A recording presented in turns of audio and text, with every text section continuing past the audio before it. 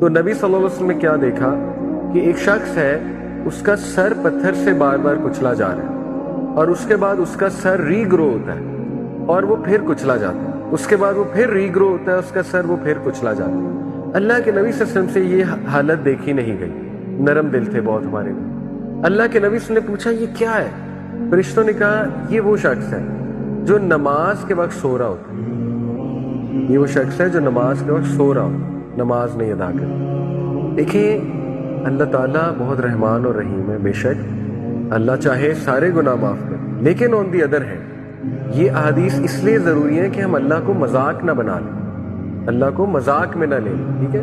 یعنی اللہ بادشاہ ہے۔